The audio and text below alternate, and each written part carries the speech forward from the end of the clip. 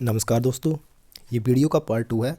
इसमें हम जेओ और क्लर्क के प्रीवियस ईयर के क्वेश्चन को डिस्कस करेंगे। इसमें मेन हमारा जीके पार्ट रहेगा।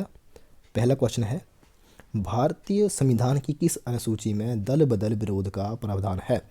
तो इसका जो राइट आंसर है वो डी है, 10वीं।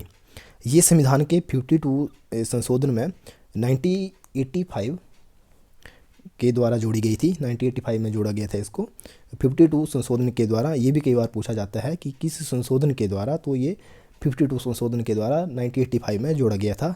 इसमें दल बदल से संबंधित प्रावधानों का उल्लेख है।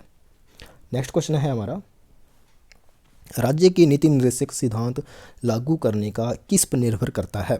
तो इसका जो राइट आंसर है वो सी है, सरकार को प्राप्य संसाधन।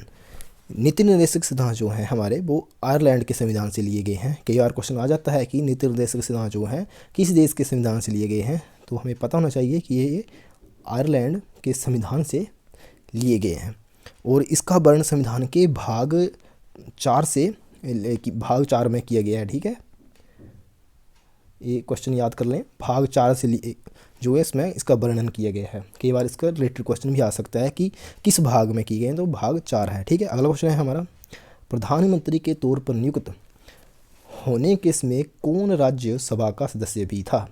तो इसका जो राइट आंसर है वो इंदिरा गांधी। तो ये जो इसमें जो राज्यसभा के सदस्य भी थे, इसमें जो थे 4 हमारे पीएम थे। पहले हैं इंदिरा गांधी, और दूसरा है HD देवगौड़ा, और एक हैं हमारे इंद्र कुमार गुज्जर, और चौथे हैं हमारे डॉक्टर मनमोहन सिंह। ये याद कर लें, ये 4 हमारे पीएम जो थे, ये जो जब प्रधानमंत्री नियुक्त किए गए थे तो उसमें वे राज्यसभा के भी सदस्य थे। अगला क्वेश्चन है हमारा, राज्यपाल की नियुक्ति होती है? तो इसका जो राइट आंसर है वो बी, राष्ट्रपति के द्वारा इसकी नियुक्ति होती है। और कई बार क्वेश्चन पूछ लिया जाता है कि जो राज्यपाल है उसको शपथ कौन दिलाता है? तो उसको जो शपथ दिलवाते हैं वो उच्च न्यायालय के मुख्याधीश जो होता है वह दिलवाता है, या फिर जो वरिष्ठ न्यायाधीश होगा वह इनको शपथ दिलवाएगा। ठीक है, नेक्स्ट क्वेश्चन है हमारा, यदि पंचायत विसर्जित हो जाती है तो चुनाव डैश के भीतर होने चाहिए? तो इसका जो राइट आंसर है वो सी है, 6 माह। ठीक है, और जो अगर आप पंचायती जो उसके पंचायत होती है उसका सदस्य बनना चाहते हैं तो उसके लिए जो एज होगी वो 20 ईयर रखी गई है।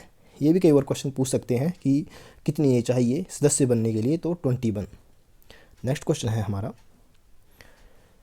कौन सी पंचवर्षीय योजना गाडगिल योजना भी कहलाती है? तो इसका जो राइट आंसर है वो ए है, तृतीय पंचवर्षीय योजना। तृतीय पंचवर्षीय योजना थी वो 1961 में आई थी, 1961 से लेकर 1966 तक रही थी। और इस योजना के दौरान सरकार द्वारा बनाई गई कृषि नीति ने हरित क्रांति को जन्म दिया था। तो कई बार क्वेश्चन ये भी पूछ सकते हैं कि हरित क्रांति जो थी वो किस पंचवर्षीय योजना में आई थी? तो उसका जो आंसर होगा वो तृतीय पंचवर्षीय योजना होगा। और ये जब भारत की पहली पंचवर्षीय योजना जो बनी थी वो 1 अप्रैल 1951 को बनी थी। ठीक है, और जो इसके जो अध्यक्ष थे, पहले अध्यक्ष थे वो थे पंडित जवाहरलाल नेहरू। हमारा अगला क्वेश्चन है, देहात गांव में थोक आयात में सम्मिलित है? तो इसका राइट आंसर रहेगा पेट्रोल। अगला क्वेश्चन है हमारा, भारत में मुद्रास्फीति नापी जाती है? तो इसका जो आंसर होगा वो ए होगा, CPI। जो CPI इसकी फुल फॉर्म होती है कंज्यूमर प्राइस इंडेक्स।